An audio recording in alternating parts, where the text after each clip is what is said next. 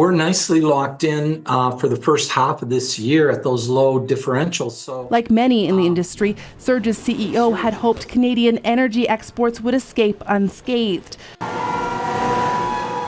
With 2 drill sites in Western Canada, Surge Energy is a smaller player in the oil and gas industry.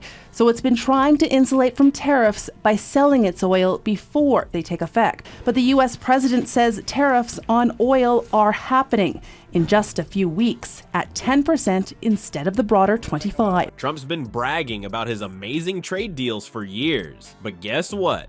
Canada just told America to take a hike with their oil. Trudeau's basically giving the middle finger to U.S. energy companies while sipping maple syrup and making deals with Europe instead. 60% of oil and gas that goes into the United States comes from Canada.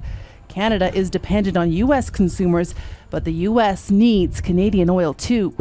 Having tariffs is never a good thing, right? Like, this will have a huge blow to Canadians and our economy. The 4th largest producer of oil and gas in the world, Canada exports 97% of its resource to the U.S. Refineries will have to jack up prices if tariffs go on that oil. It could be 50 or 75 cents a barrel, and particularly the Midwest refineries in Minnesota and Illinois and some of those swing states. While Orange Man is turning red with anger, Canada's black gold is flowing away from American shores. It's like watching your ex upgrade right in front of you, and all because someone couldn't stop slapping tariffs on everything that moves. Awkward much? Before we move on, I'd like to ask you a small favor. If you appreciate this content, please take a second to like this video and subscribe to the channel. Over 98% of you watch the videos without subscribing. It costs you nothing, but it makes a huge difference to us. So did you click the subscribe button? Great, thank you so much. Now back to the video. Dropping energy tariffs to 10% may feel like a modest win, but it won't go far to counter the country's economic pain. The Alberta oil and gas sector is not strong enough, big enough, relative to the size of the Canadian economy as a whole.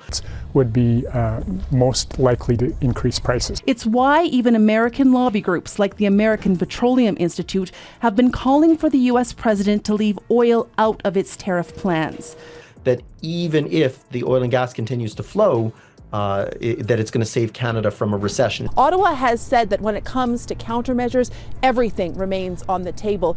Remember when Trump promised we'd get tired of winning with his tariffs? Well, someone should check if Canada got that memo, because they're definitely not playing along with America's victory lap. For years, the relationship between the US and Canada has been smoother than a hockey rink after the Zamboni. Canada has been pumping about 3.7 million barrels of crude oil to American refineries every single day. That's 90% of their total oil exports flowing south like maple syrup on hot pancakes. It's not a lot. I think they import something like 500 million or 550 million barrels per year, but a symbolic gesture, definitely. And you have to wonder what other countries are. That's right. I just wanted to start with some breaking news with respect to crude oil. You can see already settled up more than 4% for the day, but over in Canada, they are blocking all imports are going to follow suit. And just a quick look of the energy market heat map, and here we go.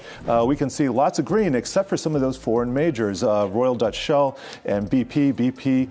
But then Trump decided America wasn't winning enough and slapped a 10% tariff on Canadian energy imports. Why? Who knows? Maybe he thought Canadian geese were secretly working for China, or perhaps he believed maple syrup contains mind control chemicals. Whatever the reason, he poked the bear, or in this case, the extremely polite moose. And Canada's response? Prime Minister Justin Trudeau didn't just send a strongly worded letter. He stood up in Parliament and basically told America, we have options, eh?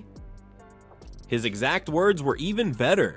If the United States jeopardizes our trade partnership, we will be forced to expand our energy cooperation with friendly countries, especially in Europe. No one wants to be subjected to unilateral impositions. That's Canadian for we're breaking up with you. Imagine Trudeau saying this while aggressively stirring his Tim Hortons coffee.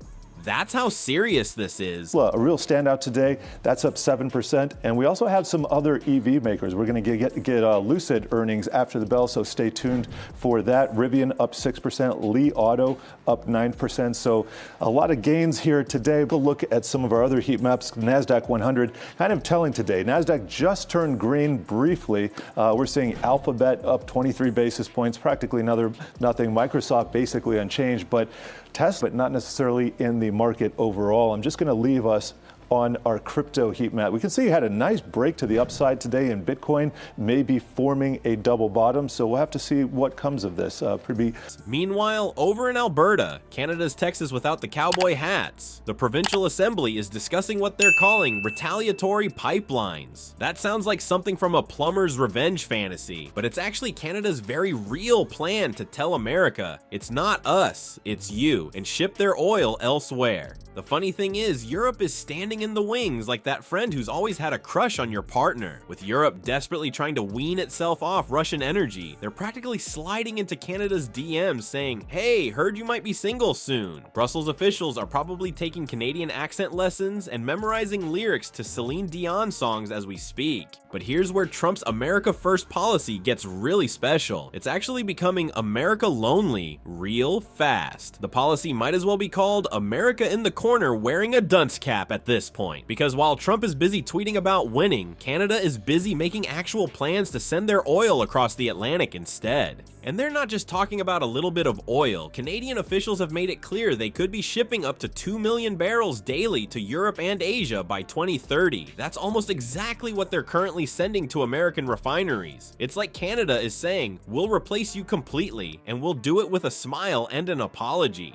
The Canadian Association of Petroleum Producers isn't being subtle either. They're pushing for a major policy overhaul to get these projects moving faster. Their message is basically, hey, turns out there are other customers in the world who don't randomly tax our stuff because they woke up grumpy. Diversifying to Asia and Europe isn't just about getting back at America. It's about finding stable trade partners who don't change the rules every time there's a new tweet. Meanwhile, American refineries are starting to sweat more than Trump in a spelling bee. These facilities were specifically designed to process Canadian heavy crude oil. You can't just swap it out like switching from Coke to Pepsi. It's more like trying to run your car on orange juice. Technically a liquid, but not quite what the engine was expecting. Let's get real for a second. If you're a US oil executive watching 3.7 million barrels of daily supply potentially flowing in the opposite direction, you've got to be panicking. Imagine trying to find that much oil from other sources while your president keeps insulting your biggest supplier. That's like firing your only chef right before hosting a banquet and then insulting their cooking skills as they walk out the door.